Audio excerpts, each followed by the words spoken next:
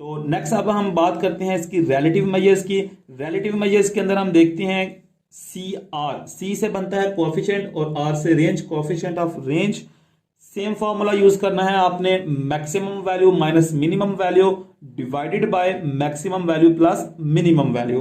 अब हमने शुरू के लेक्चर्स के अंदर बात की थी कि जो आपकी एब्सोल्यूट मेजर्स होती हैं वो विद यूनिट आती हैं। फॉर एग्जांपल अगर मेरे पास ये जो डाटा पड़ा हुआ है, इसका जो यूनिट है वो केजी है, ये किसी चीज का वेट है। फॉर एग्जाम्पल ये बुक्स का वेट मेरे पास है कि एक बुक है उसका वेट 2 केजी है, एक का 6 केजी है, एक बुक का 9 केजी, इसी तरह 7, 5 और 10 केजी वेट है। तो अगर मैं इसकी एब्सोल्यूट फाइंड करता हूं और रेंज में इसका आंसर मेरे पास आया है 8, तो इसके साथ मैं क्या लिखूंगा, मैं 8 केजी लिखूंगा साथ, ठीक है, क्योंकि ये साथ यूनिट भी आना है। इस तरह का ग्रुप डाटा के अंदर बात करें तो यहां पर भी मैं अगर लिखूंगा तो केजी लिखूंगा, और अगर ये डाटा किसी हाइट का है तो मैं साथ इंच या जो इसका यूनिट होगा मैं साथ वो लिखूंगा। लेकिन रिलेटिव मेजर्स के अंदर हमने बात की थी कि रिलेटिव मेजर जो है वो यूनिट फ्री होती हैं, इसके अंदर यूनिट्स नहीं आते बल्कि ये रेशो की फॉर्म में होती हैं। इधर से ही आपको ये अंदाजा हो जाता है कि ये रेशो की फॉर्म में होंगी। क्यों? क्योंकि ये डिवाइजर में सेम चीज आ रही है, यानी maximum value minus minimum value, इस तरह मैक्सिमम उसके उल्ट यानी प्लस मिनिमम वैल्यू, एक तो ये रेशो की फॉर्म में आएंगी। अब यूनिट इसके साथ क्यों नहीं आता? अब जैसा कि इसके साथ यूनिट आया था, अगर मैं इसी फॉर्मूला के अंदर इसकी रिलेटिव मेजर को फाइंड करता हूं तो ऊपर मेरे पास आएगा 10 माइनस 2, 10 माइनस 2, और नीचे आएगा 10 प्लस 2।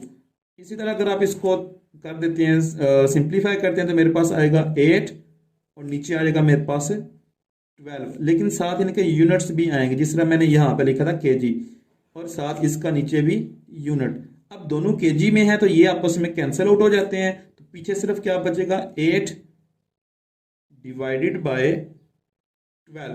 तो अगर आप इसको सिंप्लीफाई करते हैं मजीद, तो ये जो आपका इसका आंसर आ जाता है वो आता है आपके पास 0.75। आप इसको इस तरह भी लिख सकते हैं और आप इसको इस तरह भी लिख सकते हैं।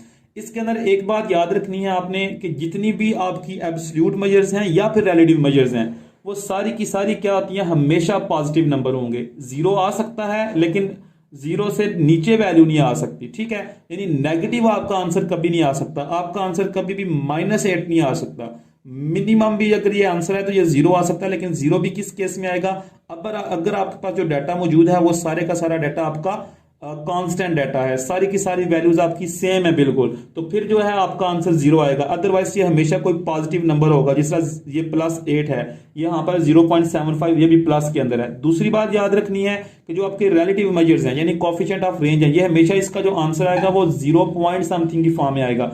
जिस तरह आपकी प्रोबेबिलिटी का आंसर आता है हमेशा 0 से लेके 1 की रेंज में, इसी तरह जो रिलेटिव मेजर्स हैं बेसिकली ये भी क्या है, ये प्रोबेबिलिटीज ही हैं, यानी इसका जो आंसर है ये भी हमेशा क्या आएगा, ये 0 से लेके 1 के दरमियान ही आएगा, ठीक है। और ये रेशियोज होती हैं, तो रेशियो जो है इनका जो आंसर है ये हमेशा इसी फॉर्म में आता है 8, और अगर आप 8 डिवाइडेड बाय 12 कर रहे हैं, क्योंकि ऊपर हमेशा छोटी वैल्यू आएगी और नीचे हमेशा आपके पास बड़ी वैल्यू आएगी। तो ये दो बातें याद रखनी है, एक तो इनके जो आंसर हैं दोनों के वो पॉजिटिव आएंगे, और दूसरी बात जो रिलेटिव मेजर है, इसका नहीं मैं कह रहा एब्सोल्यूट, एब्सोल्यूट का आंसर कुछ भी हो सकता है, लेकिन जो रिलेटिव मेजर है आपकी वो हमेशा जो उसका आंसर है वो हमेशा 0 से 1 के दरमियान कोई ना कोई आपका आंसर आएगा।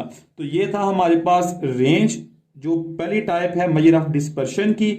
नेक्स्ट लेक्चर के अंदर हम डिस्कस करेंगे क्वार्टाइल डेविएशन को और उसके फॉर्मूलाज को भी देखेंगे, और ये देखेंगे आपने उसको फाइंड कैसे करना है।